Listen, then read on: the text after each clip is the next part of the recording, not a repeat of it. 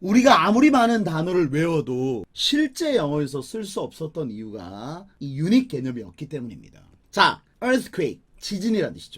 영어의 명사는 단수 명사, 복수 명사, 셀 수 없는 명사입니다. 이 영어 명사의 핵심은 개체성이에요. 즉, 형태가 있는 개체냐, 혹은 처음과 끝이 있는 개별적 사건으로 보느냐, 아니냐, 이게 핵심이죠. 만약에 편의점에 가서 A water. 물 한 병 달라는 뜻입니다. 개체성이 있죠. Waters. 물을 여러 병 달라는 뜻이에요. Water. 이건 water 하면 셀 수 없는 명사로 쓴 거죠. An apple. 개체성이 있죠. Apples. 개체성이 있습니다. Apple. 이건 갈아서 개체성이 사라진 사과예요. 자, 위에하고 밑에 차이점 느끼시나요? 위에는 무슨 뜻이죠? 달걀 An 하나가 egg is on his shirt. 그의 셔츠 위에 놓여 있다는 뜻입니다. 밑에는 무슨 뜻이죠? 달걀 자국이죠. Egg is on his shirt. 개체성이 안 느껴지죠. 아예 다르죠. An egg. 개체성이 있습니다. Eggs. 개체성이 있습니다. Egg. 이건 재료로 쓰이거나 달걀의 자국을 뜻하는 거죠. 개체성이 없는 거죠. 자, 이건 조금 더 어려운데 한번 도전해 보겠습니다. PSJ found a spider. 이건 뭐죠? 이건 개체성이 있죠.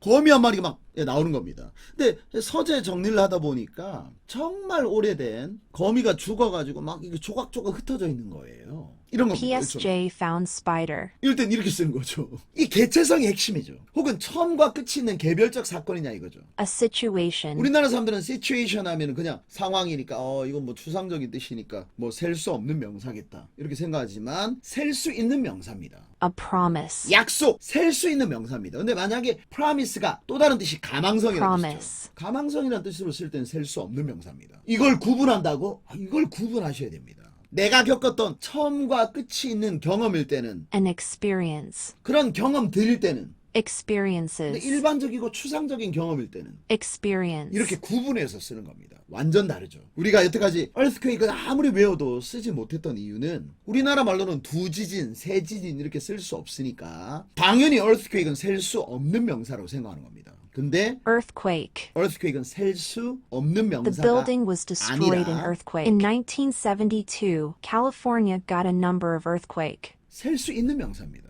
이렇게 써도 아무 문제 없는 것 같죠. 이거 잘못된 영어입니다. 왜냐하면 earthquake는 셀 수 있는 명사입니다. 셀 수 있는 명사. 따라서 더는 모든 명사에 붙일 수 있죠. 근데 어는 단수 명사일 때는 어를 붙이는 겁니다. 그리고 복수거나 셀 수 없는 명사일 때는 관사를 붙이지 않는 거예요.